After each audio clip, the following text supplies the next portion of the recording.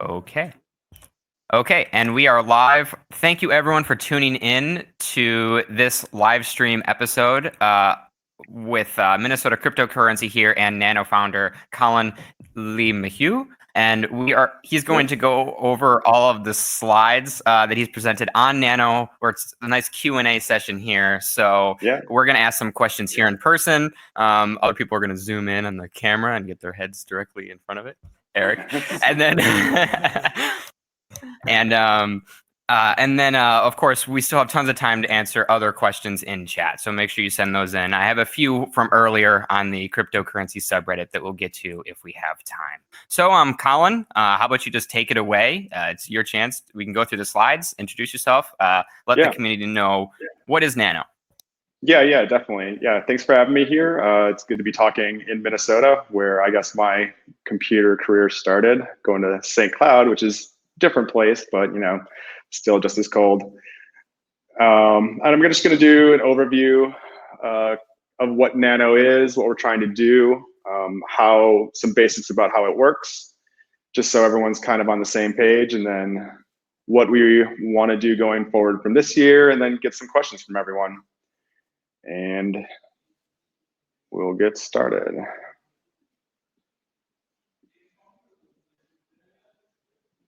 Okay, can we see that? I assume everyone can. Yes, we can. Yeah.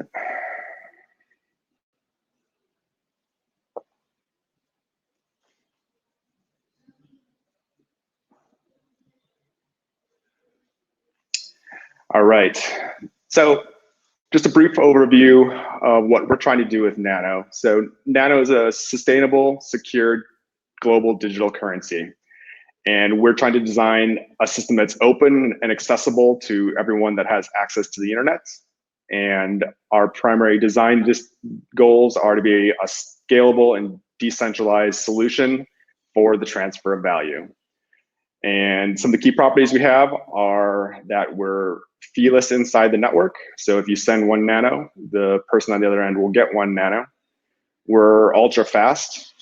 Transactions settle within a couple seconds, usually less than 1 second. And a lot of this has been major improvements in our last Dolphin release. And we're trying to be green. We're trying to solve some of the environmental concerns that are with other systems. This is our overall mission statement. We're trying to empower people with the ability to transact safely and securely, both locally and globally. This goes with our mantra, where we believe that everyone has the right to control their own wealth. Anything that they've generated, all the value they generated, it's their human right to be able to use it how they please. This is just a little bit of a background of where we've been, what we've done. So originally, this was launched live in 2015. I had been developing it for probably about a year and a half before I launched the Raybox Live network. Then in about 2016, there was ongoing development and distribution through the Faucet, which was our distribution mechanism. And it was primarily just me at the time, with maybe a handful of other very part-time contributors, but it was mostly just me going around and then also coding it. This, and then in 2017, it was also myself coding it. And then we decided late in 2017 to finally end the Faucet distribution, which fixed the supply at about 133 million coins. And then I transitioned from my job at Qualcomm at the time to working on Nano full-time. So this is our distribution mechanism. And for anyone who doesn't know how we distributed Nano, it was actually distributed for free through a CAPTCHA faucet. And we chose to do this rather than an ICO distribution, which might have made us a security. There were some legal implications with that. We also felt it was a little bit unfair to do it that way. We also didn't do it with mining hardware, which we felt also eliminated a lot of people from participating and getting these coins at the beginning. It would only go to basically people that had the ability to do capital investment in expensive hardware. And the CAPTCHA faucet allowed people that had a lot of spare time on their hands in order to solve these CAPTCHAs, and allowed them to get access to cryptocurrency. And there were thousands of people that had never used cryptocurrency before that we were able to get access and then teach them about what cryptocurrency can do through that faucet. So we're very happy to distribute it that way. 2018 was our Nano rebrand from Raybox, and we have been building our team to make sure that we have the right people on our team that are going to be working on what we have to do right now and what we're going to be doing going forward, and a lot of protocol work that we've been doing in the last year. And our 2019 goals are to focus mostly on efficiency gains, and then all of our future goals going forward. This is just a little bit of an overview of how Nano works. So rather than, if you look over on the right, a traditional blockchain will produce a block, and then all the new transactions go up into the head here, and then they get pushed down. So ours works a little bit different. The lines up and down are accounts, and then any dot on the line is a transaction that account does. And the lines between all of these accounts are the send and receive pairs, which constitute a Nano transaction. And the send and receive pairs are, for those familiar with double entry accounting, it's a kind of a debit and credit system that we call sends and receives. And this is another breakdown of pretty much the same concept. So each transfer of value, the sending party will create a send block that they publish out to the network that deducts the amount that they're sending from their account balance, and it marks it as receivable by the recipient account. And then at a later time, the recipient can publish a receive block, which references the source block, and then connect it into their chain, which then increases their account value.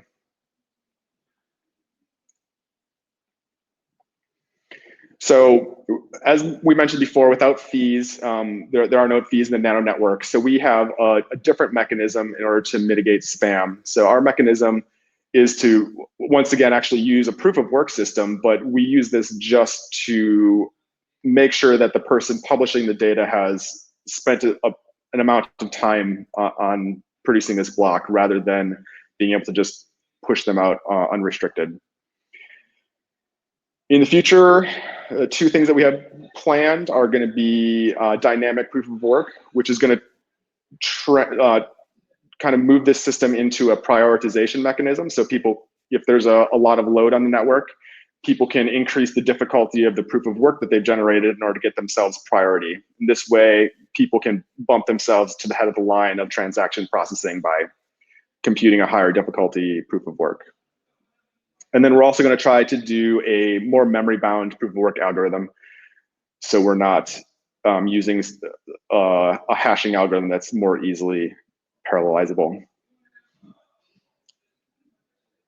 This is just an overview of the anatomy of the block. This is each block in the Nano ledger contains all the information about the account.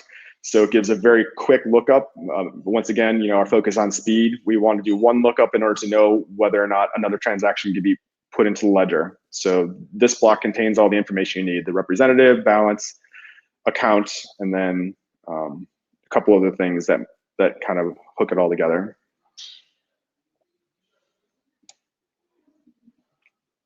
So this is our representative system, and this is the way that we make sure that we have decentralized consensus. And the mechanism that we use is it is similar to a proof of stake. It's a delegated proof of stake and a representative system. So how the representatives work is people that run services or people that want to participate in the network, like a university or just an interest group, an exchange, a store, they can set up what we call a representative. And it's a node. It acts pretty much like every other node. The only thing that's different is that it sends out votes. And what people can do is name that representative that they choose as a person that can vote with their account balance. And the reason that they can vote with the account balance, and they can change this at any time by putting out another block that changes the representative, which means that we can push the consensus into different parts of the network by the balance holders making a decision to change their representative. Now, the reason that representatives run these nodes, why services run these nodes, is because using the Nano network saves them money in the end. It's cheaper to transact with Nano than with the banking system or than with several other cryptocurrencies.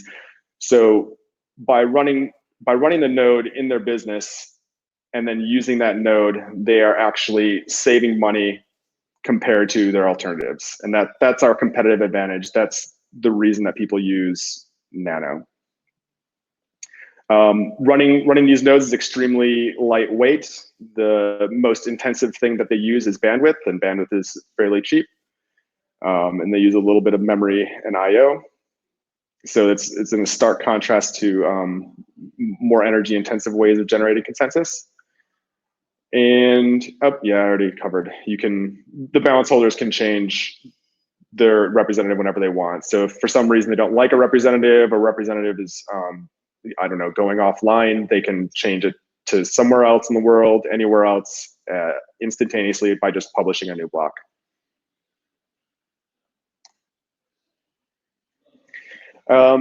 Yeah, so consensus has arrived on a particular transaction. I think I alluded to this earlier through a voting system.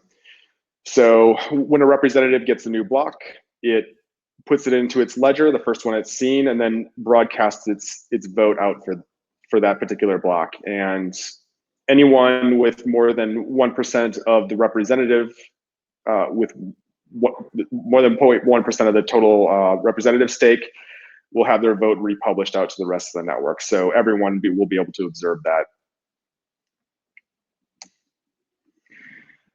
And in the event of a conflict, any node or any representative will start counting votes for the conflicting blocks. And then once the winning block has 50% more weight than the next closest block, that's when we consider that transaction is confirmed. And there will be a critical mass of votes in that particular direction, and all representatives will change their vote to match the current tally of who's winning. So then they'll all converge on a single solution.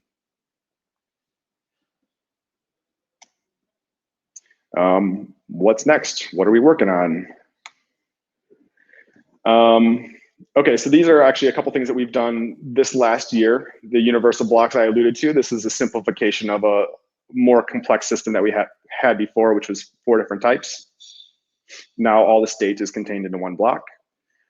And this will allow, from a technical level, this allows ledger pruning to work a lot better.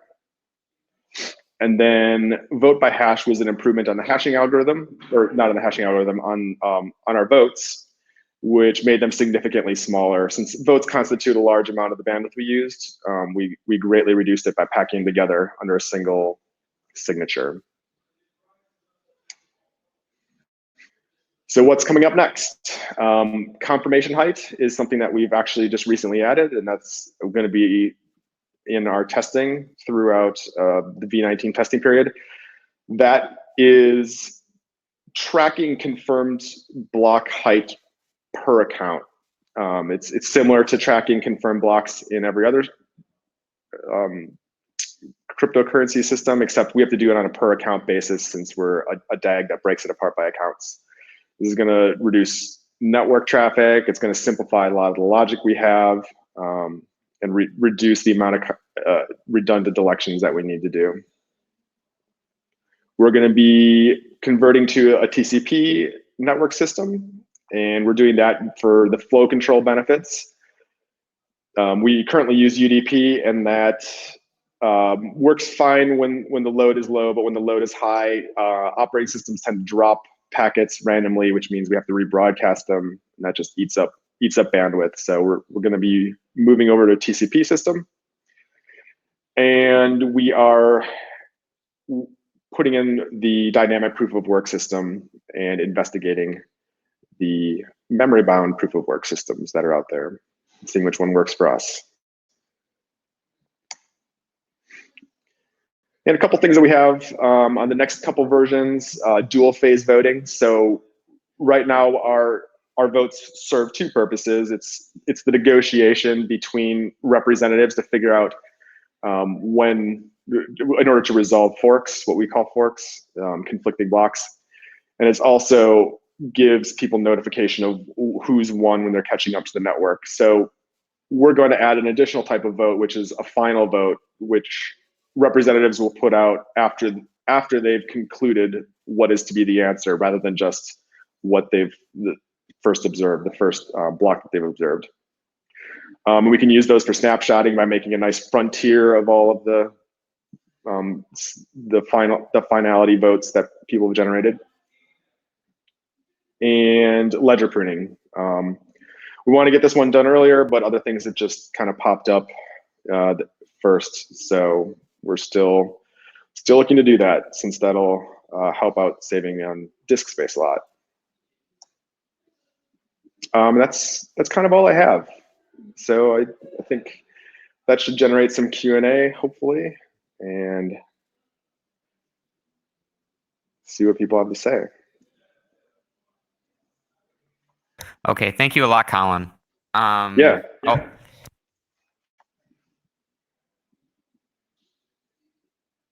Okay, they've designated me to start off with questions, and hopefully we'll have other people participate in a second.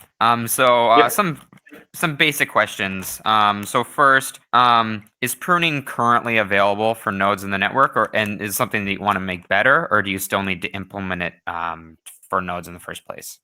Yeah, it needs to be implemented right now.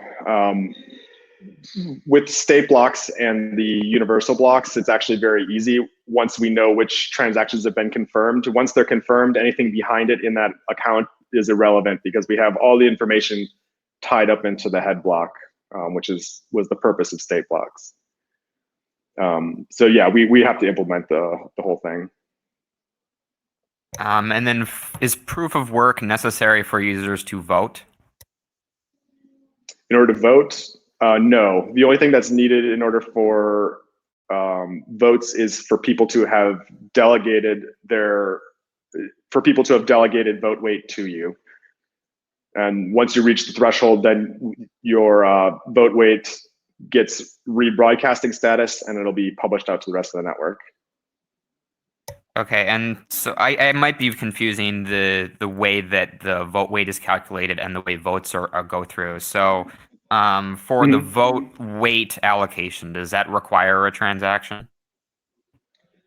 The vote weight. So any account can be a representative, and it starts out with 0 weight. What people can do is, if I have 1,000 Nano and I want to make you my representative, I have to create a new block. Yep.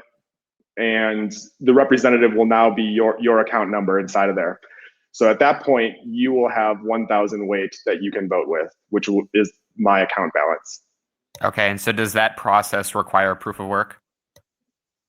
It does on my end. So if I want to change my representative, yeah, then I have to make a new block, and every block requires a proof of work. Yeah, that answered my question. Thank you. Yep.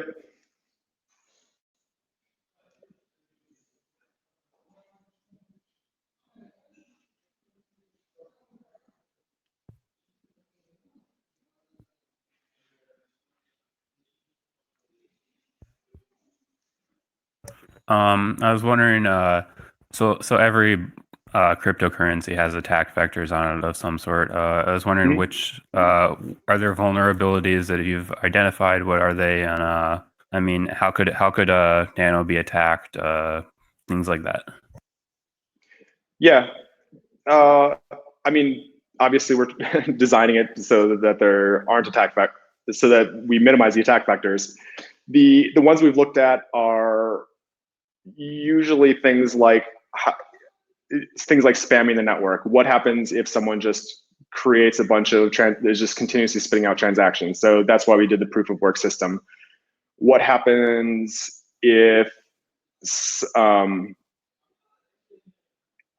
somebody like in the representative system, like what happens if a representative changes their vote? Well, that can be an attack, but it also can just happen because their first vote is for the first block they observe. So it's natural if they're going to be changing their vote to the winner that they're going to be voting for something different in the future. What happens if a representative goes rogue and just starts oscillating their vote constantly and is doing something that makes no sense? What if a representative sticks on to the losing part of a fork? What happens in that case? So we've looked at all of those, especially around the representative system. The representative system is kind of sound by the fact that it's tied to something, it's tied to a value that's in the network. It's tied to balances in the network. So voting incorrectly on the network is tied with losing that balance because you're subverting the network. So that's kind of how we've looped in this whole keeping with consensus needs to be tied with holding a balance in the system. And there's other things, dust going out there. How do we prune that? Penny spend attacks. How do you deal with spending a lot of things to lots of little accounts? So we're looking at all that and making sure that everything's mitigated. And then just the normal stuff like making sure our node is secure. We just had a security audit that went through at a code level, making sure we don't have buffer overflows and our network survives fuzz testing and things like that.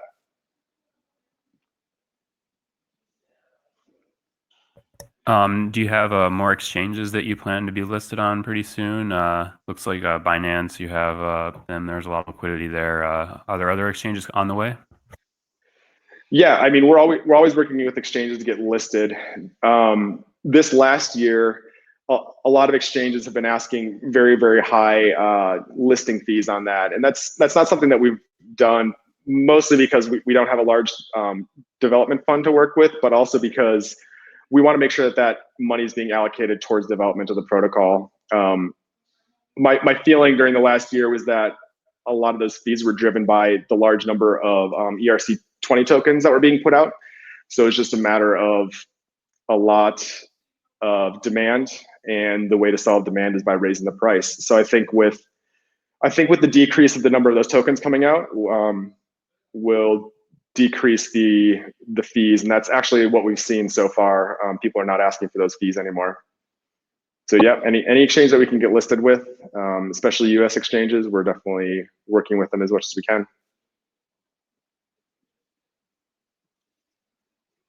I have two more proof of work questions. So the first one is, how did you determine what proof of work was necessary to try and prevent spam attacks? Was this just a selected number that was there something involved in how much work was selected for this process? Yeah, so it was a compromise between trying to make it computable on commodity computers like desktops, and it was a compromise between that and then also making it hard enough so that there is a decent amount of work attributed to that. So it was just kind of a finger in the air estimate at the time that I made it, and we figured that we would need to make improvements going down the line. Going forward, actually, the way that we'll mostly rate limit it is going to be less about the proof of work and more about the bandwidth limit. And the proof of work will serve more as a prioritization function rather than the limitation function. So the limitation is going to be the amount of bandwidth going in and out of the node, and the prioritization of transactions is going to be who has solved the highest difficulty on the proof of work. Do you currently have a system where you scale the proof of work required to transaction size, or is it the same amount per transaction? It's the same amount per transaction, but actually it's just because our transaction sizes are all fixed.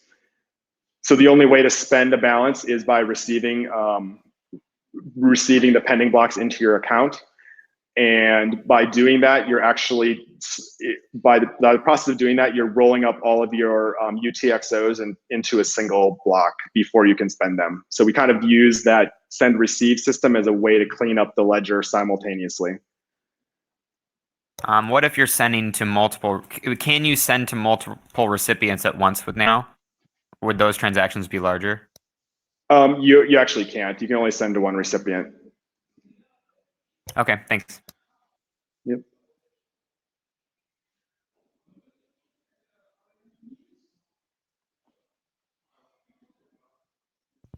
Hey, Colin. Thank you for giving us your time. I know it's valuable. And I just have a question going back to the DPoS system that you guys have. And I am a fan of actually Nano, and especially what you guys have accomplished within the past, like, let's say, year. And with that, reeling back into my question, I wanted to know how, so being at the DPoS system or the representative system within Nano functions very similarly to the other DPoS systems. It's been noticed that there are faults within that, and being that, people can vote for, let's say, malicious actors who may have bad intentions within the network or within what's a valid block or a valid transaction and what's not. And with this system, though, with Nano, it seems more like a pledge rather than a vote. It seems like you're pledging your vote balance or your weight account balance towards a representative who has the ability to then vote on transactions. And my question is, what prevents a malicious actor from potentially, like, let's say, using their vote power, using their vote weight that was pledged by other people within the network, and I mean, going rogue or just confirming incorrect or non-correct transactions? Well, I mean, the main thing that's going to address that is making sure that the representative weight is evenly distributed amongst a lot of different representatives. So that's why we've had initiatives in the community to encourage people to pick a wide variety of representatives rather than being on a single large representative that doesn't help decentralization. And with that, we can do things like tracking votes of representatives, making sure that they're staying online, that they're not changing their votes oddly. We can investigate who these representatives are, making sure that they're not colluding.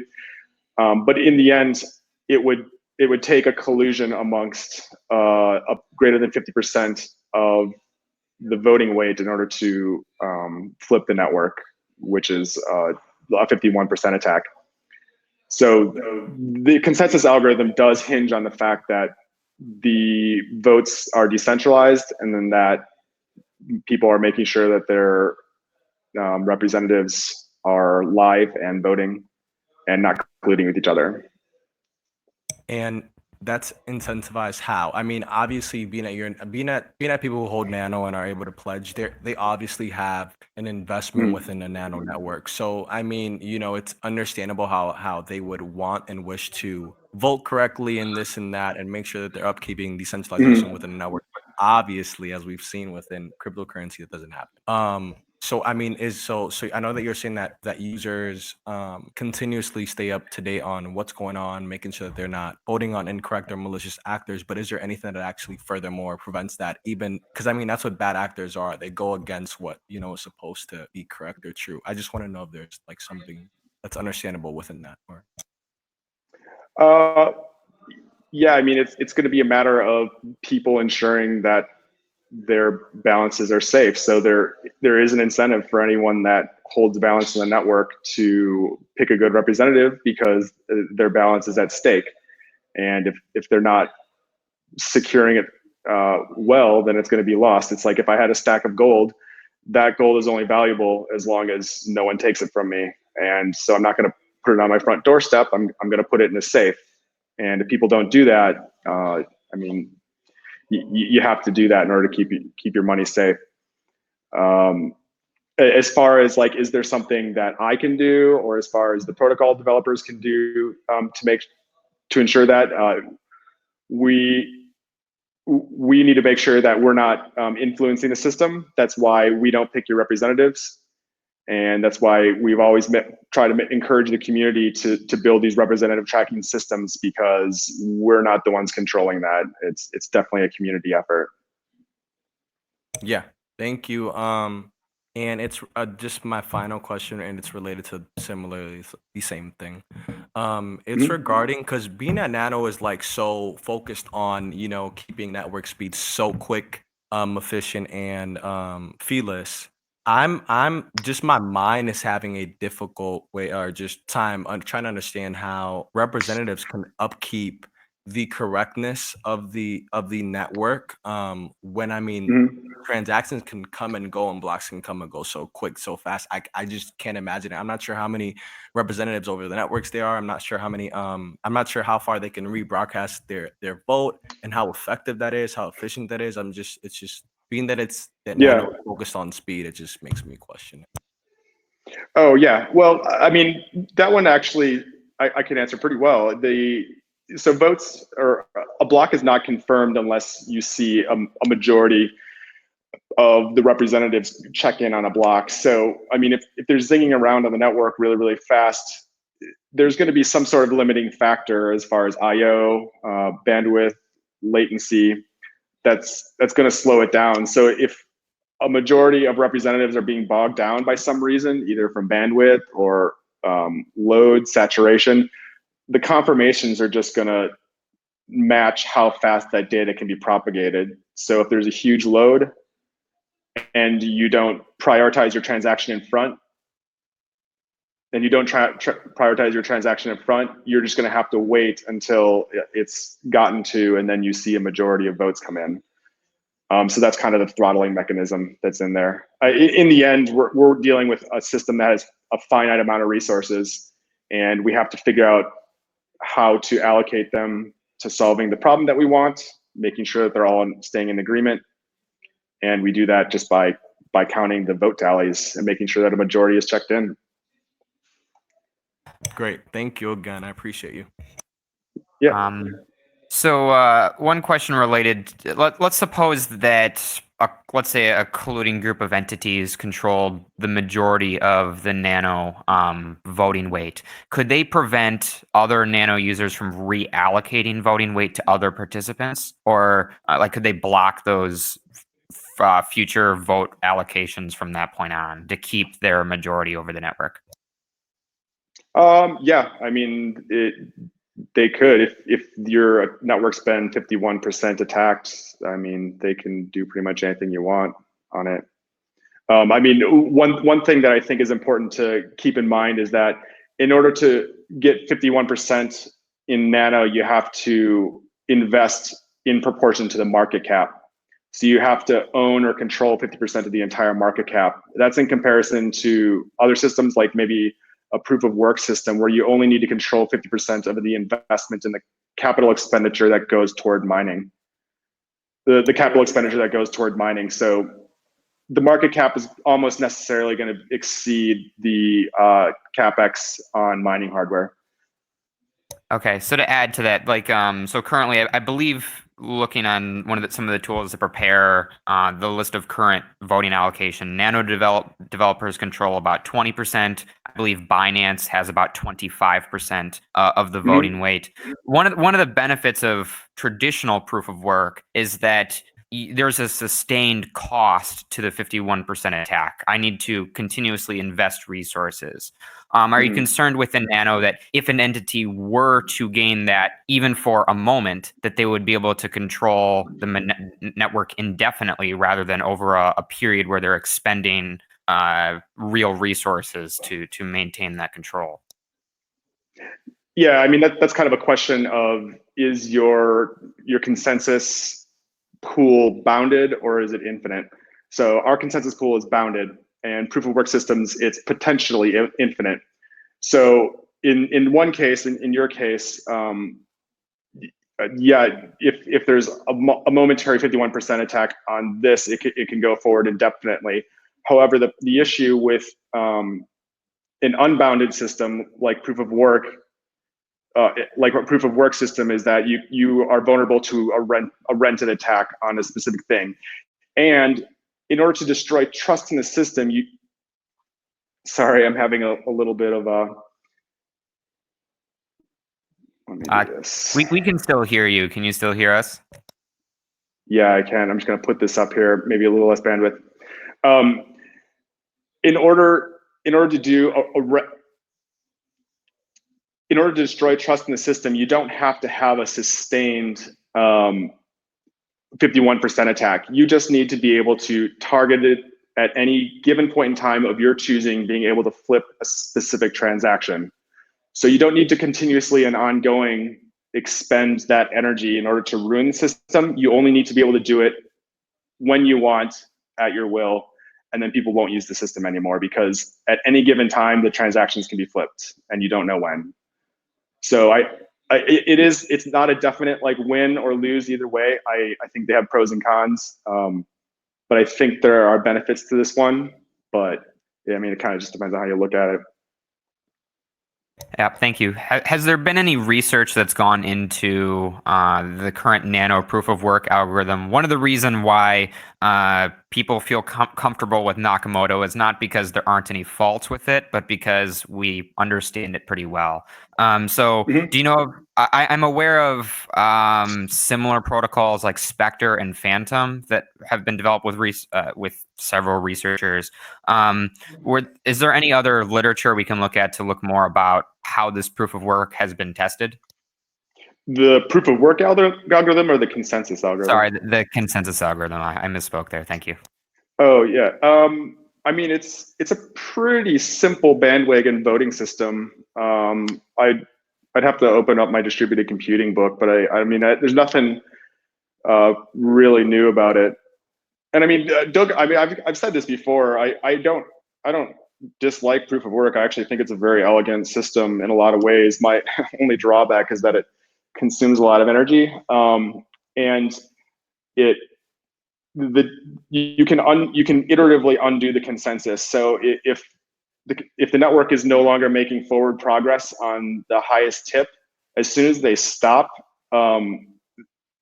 progressively going back, an attacker can increasingly undo things. And with a voting system, you're not able to do that. But that's also how we can generate very quick consensus, is because our consensus is one way by the bandwagon voting algorithm. It can't be iteratively undone. Like once a block is published to the network and it comes to consensus, the representatives can stop. And in fact, they do stop until they have more work to do. And there's nothing that anybody can do while they're stopped in order to undo the consensus. And that's a benefit. Thank you. I've got a pretty simple question here. Yeah. What inspired you to start Nano? Actually, I heard about Bitcoin back in 2010, and I was super excited about it. I was like, excellent, digital money. This is really cool. There's a lot of potential to that. And I worked on other things for about 4 years, and then I came back to it, and I was like, hey, what happened to this thing? I haven't heard about it in a while. And then I realized there were thousands of cryptocurrencies out there, and I was like, well, why isn't there just kind of one winner right now? So then I started digging into it, and I just identified a couple things that I thought could be improved, and then I was looking to see if anyone had done it before. Like, I wasn't going to spend time building this if somebody was already kind of working on how to do this better. And the two things were the expense and then the speed. It seemed like it was too slow, and it seemed like it was too expensive. So I embarked to solve those two things, and that's kind of why I started Nano. And during the whole process, I basically told myself, if somebody else is going to be doing this better, I'm just going to invest in that and then stop my project. But so far, it hasn't happened in my opinion. So we're just continuing. Awesome, thanks. I'm wondering if you have the ability to add smart contracts or anything beyond just the nature of money to the protocol. Yeah, I mean, we're definitely focused on what I think is a significant improvement in the industry out there, and that's the transfer of value. And we want to make sure that our development resources are focused on that, because we have a finite dev fund and we can only spend so much money and time on things. So we're focused on the transfer of value. We're not focusing on smart contracts.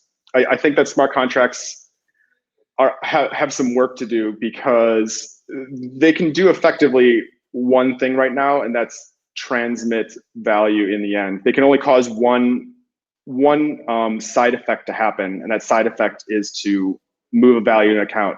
So they can't move physical property, they can't track movement of a physical thing in the world, they can't undo like a real world contract. So there's actually not as many things that can be done with smart contracts as people want. It's not to say they're not useful, but there's just so much to be done in efficient value transfer that we are making sure that we're spending our time there.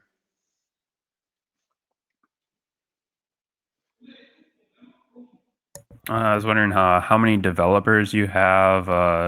What is your marginal cost, and maybe how long can you fund yourself before you don't have any money, or you don't have developers anymore, or anything like that? Yeah, definitely. I mean, we have a large advantage here in that we're focused on a very specific task, and that is transfer of value. And we're just making this protocol and the reference node available. And the amount of effort that we're going to expend going forward hopefully will decrease, because as anyone knows that's written software, every single time you touch software, it introduces risk. And risk in the finance sector is a 4-letter word. People have no tolerance for losing their money. So we want to get the protocol and the reference node into a state where it needs to be infrequently touched. And that means our scope is going to have to be very minimal, which is what we're focusing on.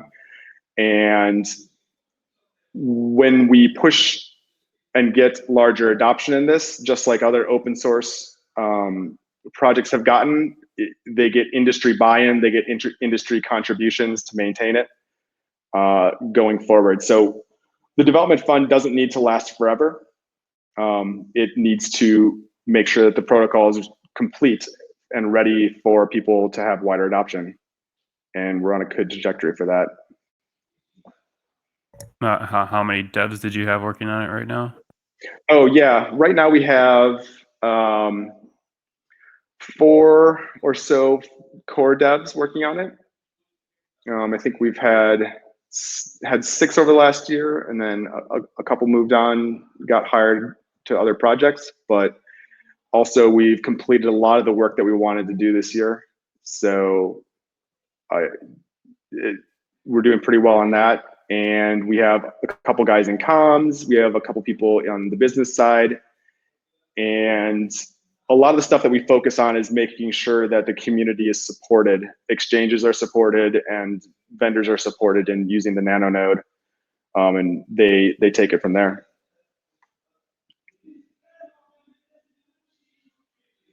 I personally appreciate your approach to be simple on transaction focus. I think that's a good place to be in. But from my perspective, I think that having fungibility and privacy in transactions is really important. And I know it's a common question in relation to privacy and Nano. So are there any plans to eventually add some privacy function? And if so, are you considering like a mandatory consensus layer approach, or a additive additional privacy approach, like a mixer? Yeah, definitely. I mean, mixers are a way of a kind of doing that type of thing. We would never make a mixer ourselves because that's kind of a conflict of interest with being neutral on it, but I have no doubt other people will do. But that isn't really privacy from the beginning. I mean, the best type of privacy is when it's baked into the protocol. It's not an optional thing, and it goes throughout. And don't get me wrong, I would 100% add privacy to Nano in a second if I thought that it was not in conflict with the other goals that we have, which is to be extremely lightweight and extremely fast. If I could find a way to do that, that would be great. But the ones that we've done right now, like we already talked about, our representative system is dependent on knowing account balances by account and then who they're named to. So if you erase that information or obfuscate it, we don't have a representative system anymore. So it just wouldn't work. So we wouldn't be able to add privacy to Nano very easily unless some very specific math comes up that can do this. I know stuff like homomorphic encryption exists. I don't know if or how that could be applied, but that would be something that we would do after we have worked on our primary goal, which is transfer of value. Thanks. I didn't really think about the complications privacy would provide for a delegated voting system. So thanks. Yep.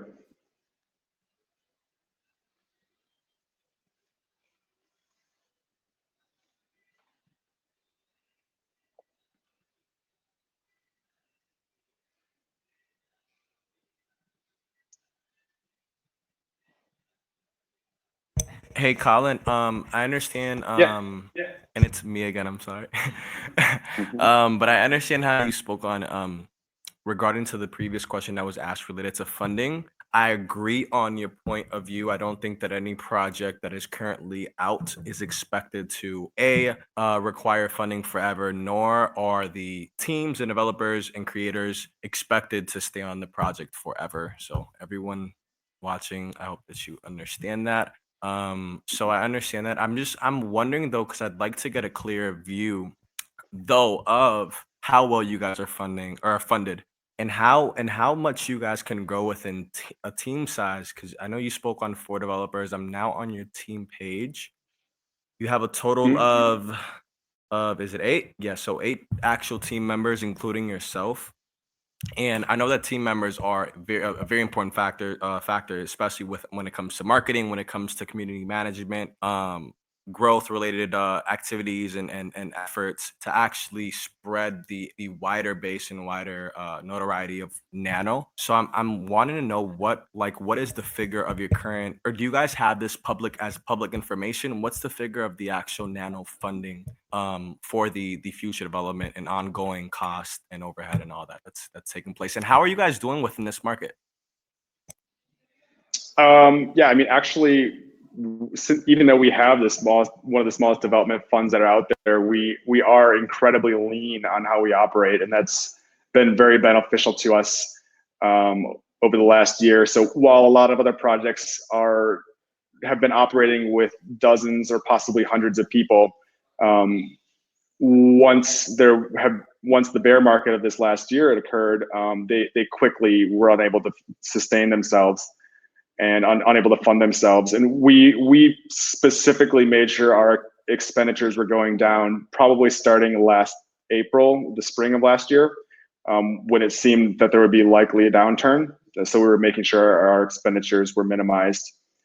I mean, our debt fund is publicly known out there. It's about a little under 4 million Nano right now is what we have, and that's what we have for hiring people. So as far as developers, I mean, developers are not the people that we would be using going forward as far as adoption.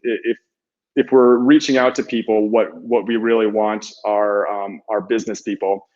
It's focusing after the markets that need Nano and then making sure they understand how to use it and how to integrate it into their business system. So it's going to be less of a developer approach and more of a business approach going forward.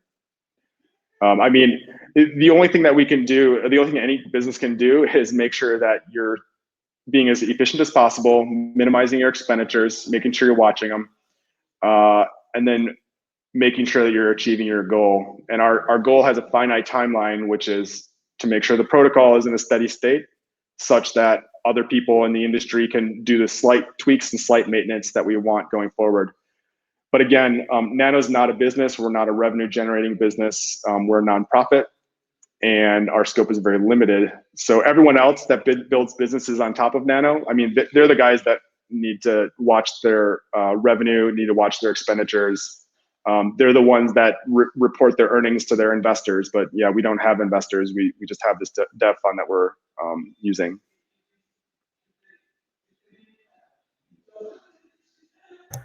Hi, I'm Jacob. I've been reading the comments on the YouTube chat, and people are wondering about, they mentioned something about you have an upcoming fintech startup. So if you could talk a little bit about that. Oh yeah. I mean, it's separate from Nano on that, but it is crypto related, and it goes into what our primary goal is, and it's payment systems. So we haven't talked much about that, but we have been I've been making progress on this over the last year. Like I said, it's a separate thing, and yeah, I hope that we can show you something in the next couple months, since we've been working pretty hard on it. Great, thanks.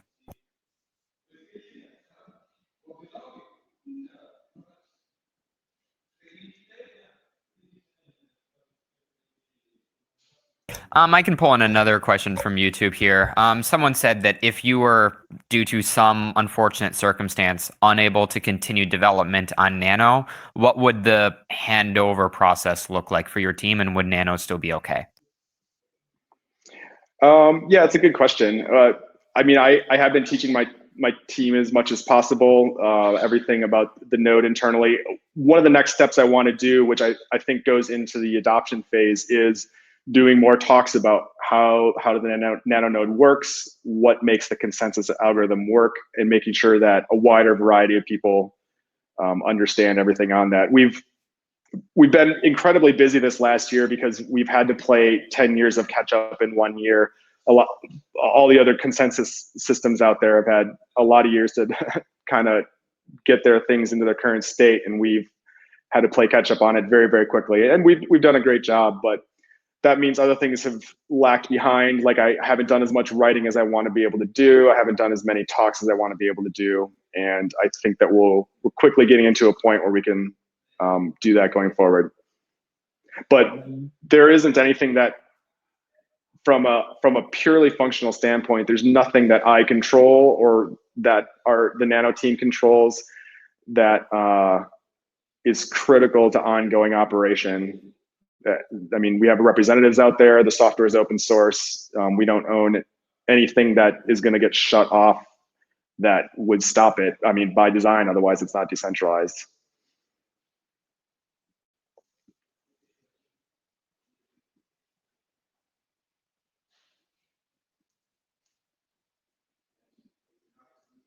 Really random question here. Does Nano support multi-sig, and what types are supported if it does?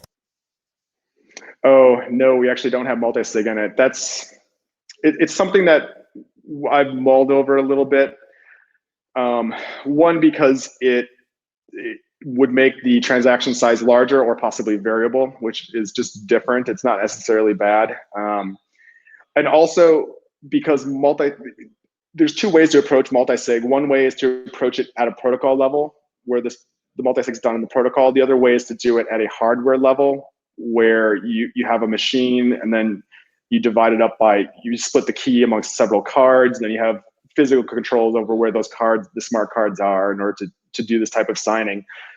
So it depends on how it is. Like, if we do out of protocol multi-sig, it's beneficial to us in two ways. One way, it's reduced risk in the software because we're not introducing new potential vulnerabilities into the protocol. And two, it allows people to build elaborate physical controls or physical systems in whatever way they want, however the bank or however the financial institution wants to build their multi-sig or their key control system, in ways that we possibly can't even think about. And it might not be in our best interest to put multi-sig in the protocol, but I'm not opposed to it. Still working on it.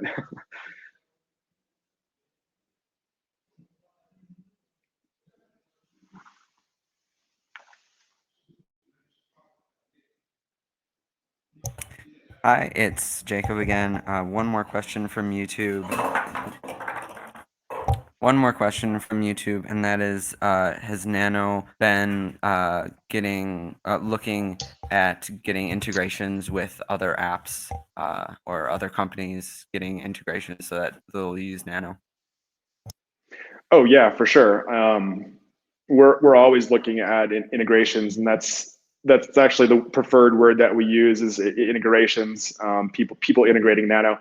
So the people that we're looking at are people that have a natural competitive advantage to using Nano. So that is people that need quick transactions. So it's something that is completed within a couple seconds or less than a minute.